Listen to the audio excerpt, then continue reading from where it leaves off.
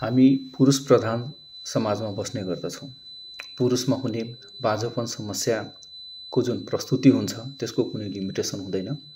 एउटा दम्पति जुनैसुकै स्टोरी, जुनैसुकै समस्या, जुनैसुकै एउटा धारणा लिएर पनि ओपिडीमा आउन सक्नुहुन्छ बाँझोपनको उपचारको लागि। यस्तै सन्दर्भमा पुरुषसँग सम्बन्धित, पुरुषको बाँझोपनसँग सम्बन्धित स्टोरी लाई लिएर यस्तै सन्दर्भमा एउटा म कहानी भन्न जाँदैछु। त्यो कहानी भनेको माथुर र मधुनीको हो। नाम परिवर्तन गरिएको छ यसमा।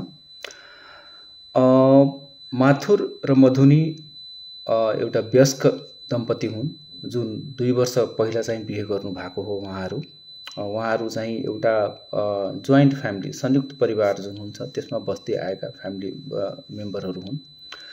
माथुर यस्तो फ्यामिलीबाट बिलोङ गर्छन् जहाँ उसको बुवाको पनि 4-5 जना दाजुभाइहरू, सबैको 4-5 जना बच्चाबच्चीहरू भइसकेको, आफू पनि 5 जना दाजुभाइ मध्ये आफू सबभन्दा कान्छो, आफ्नो 4 जना जुन जेठा दाजुहरू छन् उनका बालबच्चाहरू भइसकेका छन्। बिहे भएको 2 वर्षसम्म माथुर र मधुरीले चाहिँ बच्चा पाउने कुनै योजना राखेनन्। उनीहरूले चाहिँ नर्मली उनीहरूको यौन जीवन एकदमै सुखमय थियो, राम्रो थियो। पछि बच्चा पाउँछु भन्ने धारणाको हिसाबले उनीहरूले सुरुमा बच्चा ट्राई गरेनन्। पछि दुवैजना माथुर र मधुनी दुवैजनाले चाहिँ ल अब बच्चा पाउन भन्ने एउटा सरसल्लाह गरे।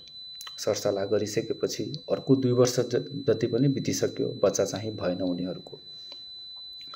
बच्चा नहुँदाखेरि लगभग उनीहरूले बिहे गरेको 4 वर्ष जति भइसकेको थियो। 4 वर्ष भइसक्दा एउटा जोइन्ट फ्यामिलीमा बस्दै आइरहेको महिला बच्चा पाएको छैन बिहे भएको 4 वर्षसम्म पनि, त्यस्तो महिलालाई कस्तो खाले समस्याहरू हाम्रो सोसाइटीमा भोग्नुपर्ने हुनसक्छ त्यो लगभग हामीले बुझ्न सक्छौँ।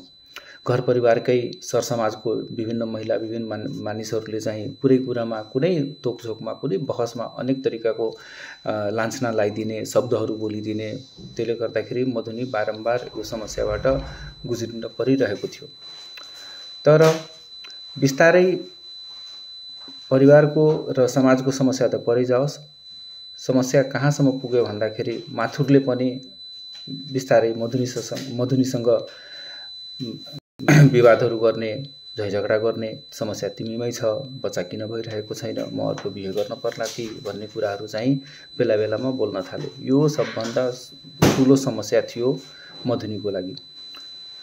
यस्तै हुँदै जाँदाखेरि अब मधुनी अलिकति विचार गरी र माथुरसँग थोरै सरसल्लाह गर्न खोजे कि हाम्रो बिहे भएको 4 वर्ष भयो, बच्चा ट्राई गर्न थालेको पनि 2 वर्ष जति भइसक्यो, बच्चा भइरहेको छैन, कहीँ कतै हामीमा समस्या पो छ कि एकचोटि चेकअप गर्न जाउँ न त भन्दाखेरि माथुर रिसाएर आयो। माथुर पिटिक्कै मान्न खोजेन कि ऊभित्र समस्या हुन सक्छ, समस्या त तिमीभित्रै हो मधुनी भनेर ऊ बारबार जिकिर गरिराखे। तर ऊ उपचारको लागि मानेनन्। समस्या यदि छ भने, उपचार गर्न चाहन्छौ भने तिमी नै उपचार गर्न जाऊ, म जाँदिनँ। यदि उपचारको लागि केही मद्दत चाहिन्छ भने बरु गरौँला, तर म चाहिँ उपचार गर्न जान्न, जस्तो किसिमको समस्या धारणा चाहिँ माथुरले मधुनीलाई राखे। फाइनली मधुनी चित्त बुझाइ एक्लै नजिकैको गाइनेकोलोजिस्ट जुन चाहिँ प्रजनन सम्बन्धी हेर्ने गर्थिन् उहाँकोमा पुगिन् र पुगिसकेपछि गाइनेकोलोजिस्टले उहाँलाई थरोली राम्ररी जाँच गर्नुभयो, कुराहरू गरिसकेपछि लगभग 2-4 दिनको रिपोर्ट्सहरू आइसकेपछि गाइनेकोलोजिस्टले के सल्लाह दिनुभयो भन्दाखेरि मधुनीमा कुनै समस्या छैन, तपाईमा केही पनि समस्या छैन, बरु सक्नुहुन्छ भने तपाईँ आफ्नो श्रीमानलाई लिएर आउनुहोस् भनेर। मधुनीलाई झन् समस्या आयो। मधुनीले के विचार गरिन् भन्दाखेरि मधुनीको लागि यो झनै ठुलो समस्या थियो, उहाँको श्रीमानलाई कसरी कन्भिन्स गर्ने कि जाउँ चेकअप गराउन जाउँ भनेर। जे जस्तो भए पनि मधुनी घर फर्किन्, श्रीमानसँग कुरा राखे कि म चेकअप गर्न गएको थिएँ, हप्ता दिनदेखि चेकअपमा व्यस्त थिएँ, सबै रिपोर्टहरू आयो, म भित्र कुनै पनि समस्या छैन, डाक्टर साहबले तपाईले एकचोटि हेर्नलाई भन्नुभएको छ, तपाईको नै जाँच गर्नुपर्छ अलिकति भनेर भन्नुभएको छ, जाउँ न। चेकअप गराउन जाउँ न भनेर रिक्वेस्ट गर्दाखेरि माथुर फेरि पनि रिसाएर आए, भन्न थाले म त यस्तो खानदानबाट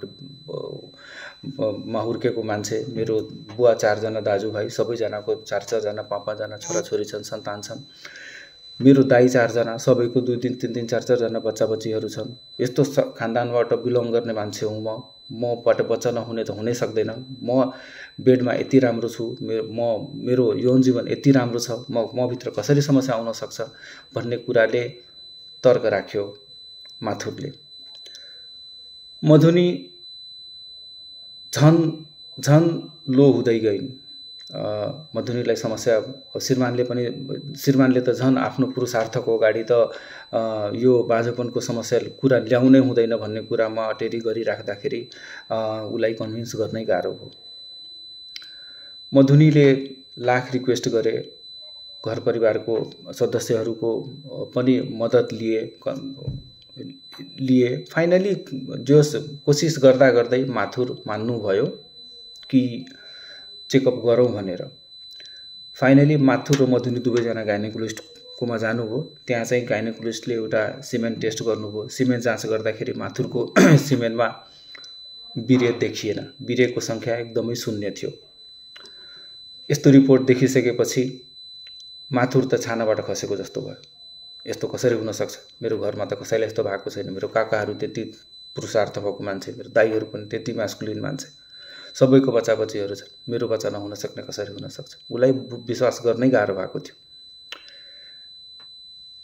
डाक्टर साहबले तपाईले त्यस्तो विश्वास गर्न गाह्रो छ भने सबै कुराहरू राम्ररी काउन्सलिङ गरिसकेपछि ल आउनुस् न त 2 हप्तामा फेरि अर्को एउटा स्याम्पल चेक गर्छु पनि भन्नुभयो। आउनुभयो 2 हप्तामा फेरि पनि एउटा स्याम्पल चेक गर्नुभयो। रिपोर्ट त्यस्ताको त्यस्तै थियो। त्यसपछि माथुरलाई अलिकति चित्त बुझ्यो र गाइनेकोलोजिस्ट डाक्टर साहबले चाहिँ अब तपाईले एकजना एन्ड्रोलोजिस्ट डाक्टर साहबसँग सरसल्लाह गर्नुपर्ने हुन सक्छ, नजिकैको एन्ड्रोलोजिस्टसँग सरसल्लाह गर्नुस्, उपचार लिनुस् भनेर सल्लाह दिनुभयो। माथुर र मधुनी दुवैजना सबै रिपोर्ट्सहरू लिएर नजिकैको एन्ड्रोलोजिस्टमा जानुभयो। त्यहाँ थरो चेकअप भयो। उनीहरूको चेक जाँच भइसकेपछि माथुर र मधुनी चाहिँ फर्दर आइभीएफमा जाने कुरा भयो। आइभीएफ प्रक्रिया जानुभन्दा अगाडि अब त्यो प्रक्रियाको लागि स्पर्म त लिनु पर्यो। स्पर्म लिनको लागि माइक्रोसर्जिकल टेस्टिकुलर एक्सप्लोरेसनबाट चाहिँ